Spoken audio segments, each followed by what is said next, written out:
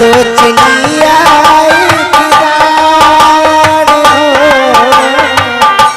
अब तो चलिया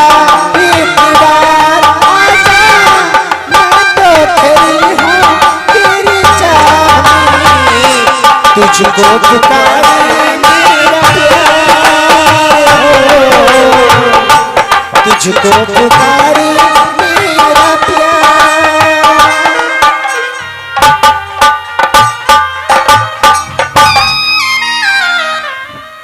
हे महाराज क्या है महाराज? भूषण तो घर से निकाल दिया लेकिन अब अन्न और जल के बगैर लगता है कि अब प्राण छूट जाए। तो मैं इस जंगल में क्या करूं? न कहीं गांव मिलता है न कहीं घर मिलता है, ये जंगल ही जंगल है। आहे तने का आत्मनिया है स्वामी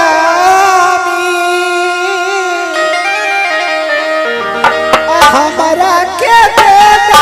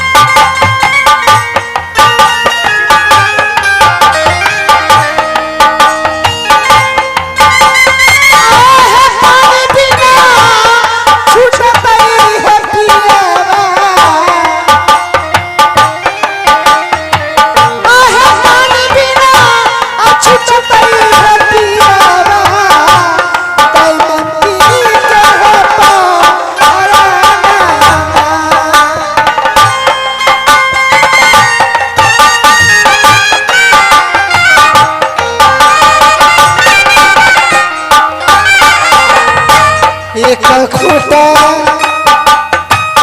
अपनिया है पियावा एक खोटा अपनिया है पियावा हमारा के देता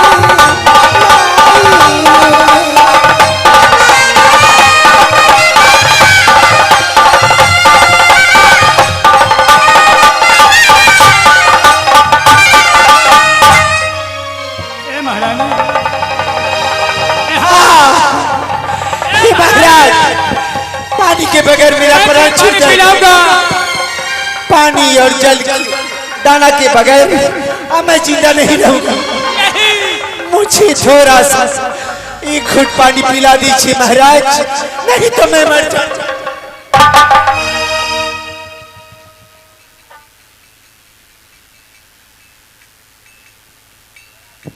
जाओ रे मेरा नसीब, जाओ रे मेरा भाग।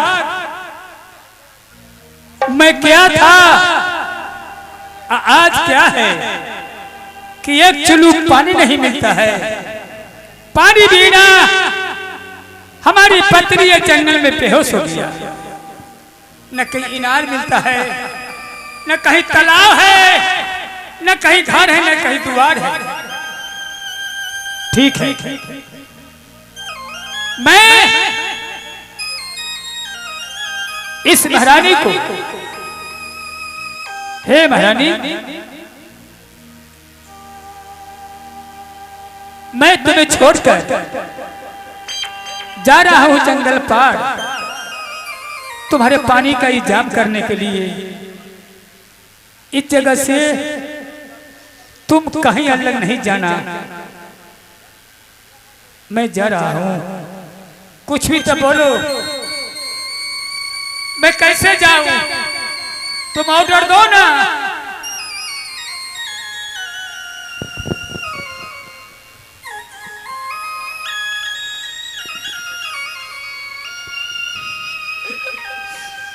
कह के तो सब हुआ अपन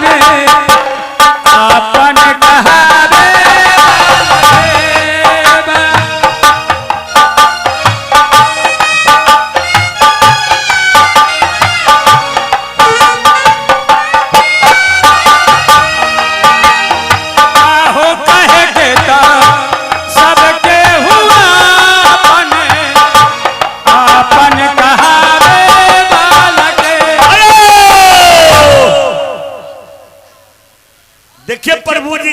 लीला 14 कोस के पद था। क्या परमात्मा का लीला हुआ जो आज भिखमंगा मर गए। यदि समझदारी होगा, दिमाग में यह ड्रामा घुसता होगा तो 10-20 रुपया कोई चीज नहीं है। महा मुसीबत बेचारे के पड़ गया है। आप लोग भिक्षा के रूप में दान कीजिए।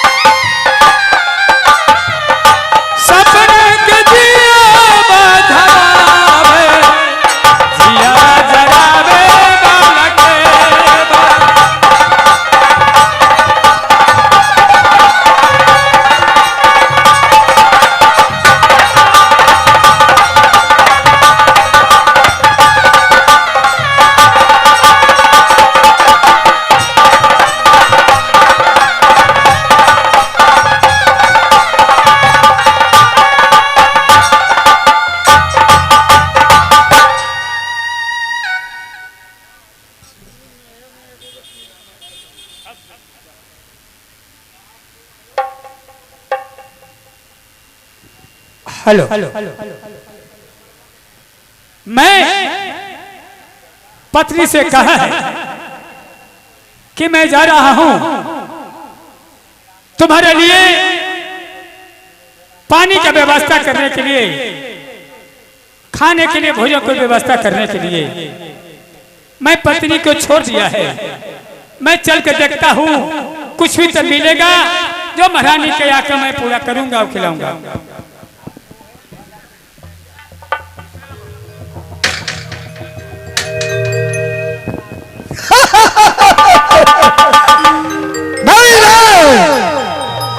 से कहा था जाओ पुष्कर, राजा नल के साथ जुआ खेलो, तुम्हारा वंशोगा महारानी धमंती के लेके जंगल में छोड़ दिया है। जंगल में पानी मिला, भटकते भटकते वो सो गई है। अब मैं जाता हूँ महारानी धमंती से शादी करूंगा, शादी।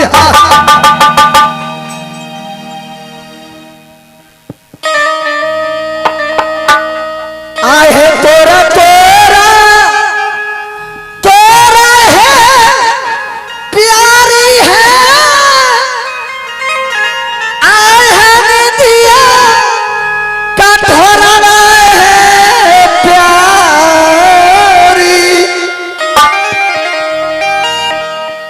तोरा रानी है निधिया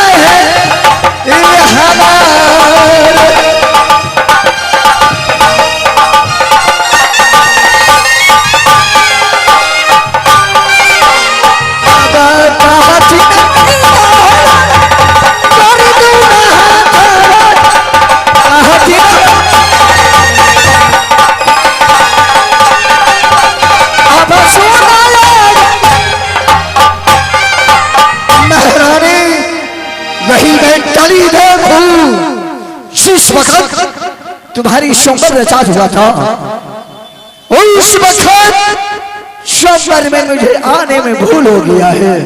अब तुमको कोई नहीं बचा सकता है।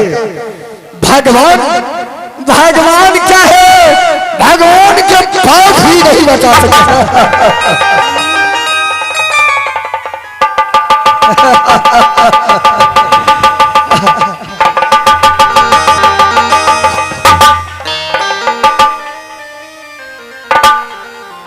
कवने कसुरवा और बता हमारा सगाई हो,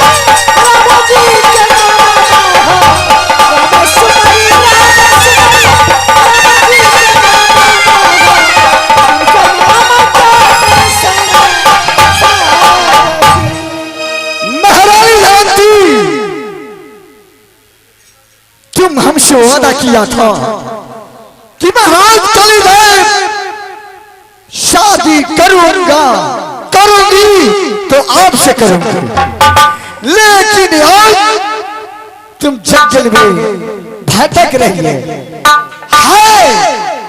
कोई बचाने वाला है कोई? महारानी तुम से मैं अभी शादी करूंगा, क्या मंजूर है? और एक बात की अफसोस है। हे कलिदेव महाराज, आप मुझसे शादी करना चाहती हैं? शादी करना चाहता हूँ और अभी करना, अभी करूंगा। बेशक कीजिए, मुझसे शादी कर लीजिए। मैं उसी वो हूँ जो आप मुझसे शादी कीजिए। लेकिन हे कलिदेव महाराज, पहले मेरे साथ आपको सत्य करना हो। महारानी देवंती, शादी करने से पहले तुम हमारे संग सत्य करेगी?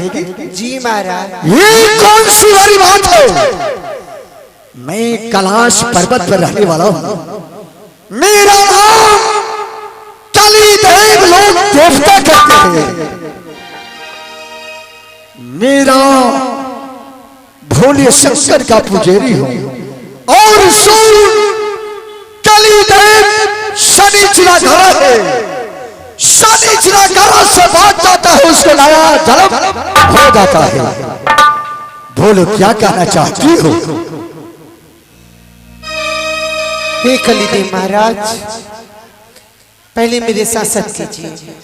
सत्य तुम्हारे साथ? जी। कराओ, सत्य करने के लिए तैयार हो? बोलिए एक सत्य, एक सत्य, दो सत्य, दो सत्य, तीन सत्य, तीन सत्य, सत्य असत्य करिए। सत्य असत्य करूं, 80 कुल नरक में। 80 कुल नरक करूं। और कुछ कहना चाहती हो? जी नहीं महाराज, मैं आपसे कुछ नहीं कहना चाहता। तुम सती हो? जी। सती हो तो मैं सती का परीक्षा लूंगा और सती का जांच लूंगा, क्योंकि जैसे मोतीराम जादूपुर में गया था और अपने महारानी के लिए लक्ष्मण रेखा खींच दिया था, उसी समय और इसी समय मैं ये लक्ष्मण रेखा खींच देता हूं।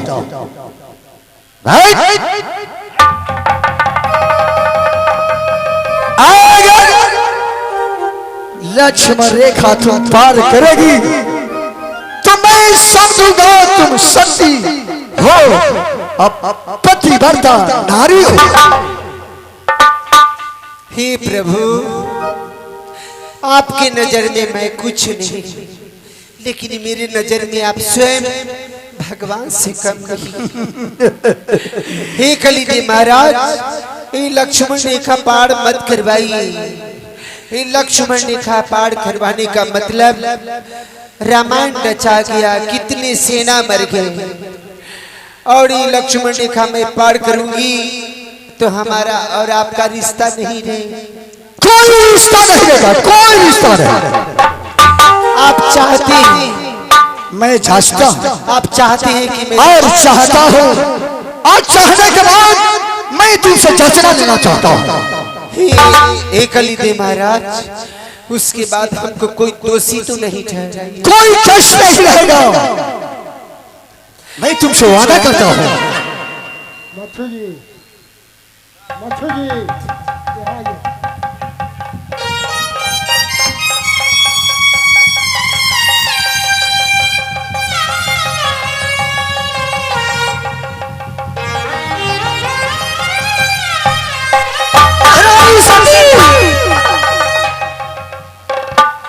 आहे हो जावा क्या लाई साथी है,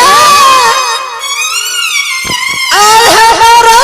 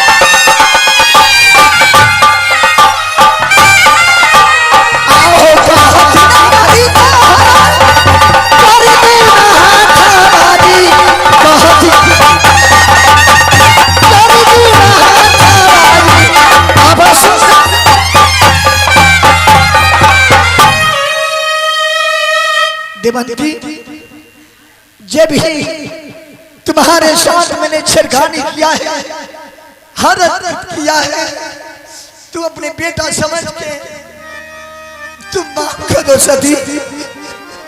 हे प्रभु, इतना बड़ा अनर्थ मत कीजिए। अब तो मेरी स्वयं भगवान, मैं तो आपका सेवक हूँ प्रभु, मैं तो आपका सेवक हूँ। हे प्रभु, हमसे जो गलती हुई है हमें क्षमा नहीं। महारानी देवंती, मैं तुमसे वादा करता हूँ कि आज से तुम्हारी कोई कठिनाई नहीं होगा, कोई दुख नहीं होगा। जैसे तुम घर नारियल के राज रानी हो, राजा नल राजा था, वैसा ही होगा। ये कलिदेव का आशीर्वाद है। हे कलिदेव महाराज, मैं तो समझी थी कि पर्वत पहाड़ पर रहने वाली वो निर्दयी होगी, उनके पास दया नहीं होगा, लेकिन आपके पास तो दया का भंडार है। ये सती से कोई गलती हो गया हो, ठीक बच्चा समझ के मुझे क्षमा। नहीं सती, अब तुम जाओ, जाओ अपने पति के साथ अपने राज भोगो। हे प्रभु, आप कहाँ जाएंगे? अब मैं जाता हूँ वही पर्वत पहाड़ पर, और मैं भोले शंकर का पुजारी है। जो उल्टा का सीधा हुआ है, सीधा का उल्टा नहीं किया था मेरा नाम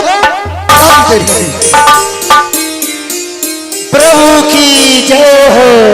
ससा हो अला कलिदेव महाराज की जय।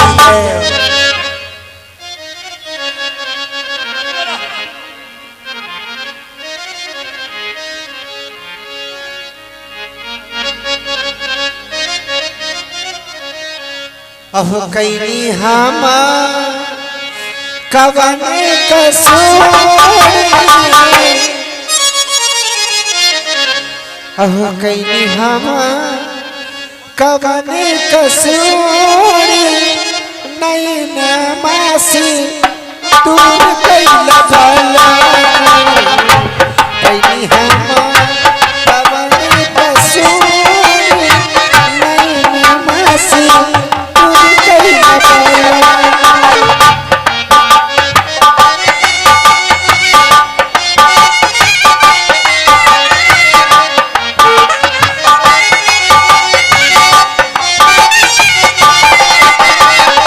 अहो कैनी हम कवन कसूर, नैनासी दूर कैला भला, कैनी हम।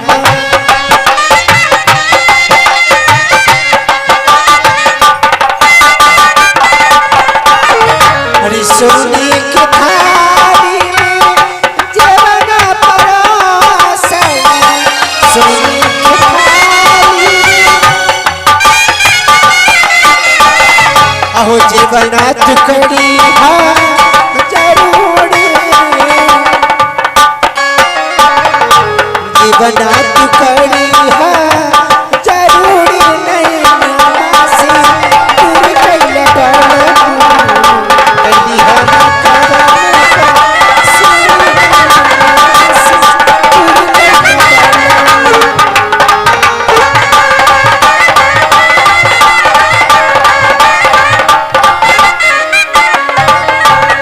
अहो दूर कैला भला, दूर कैला भला,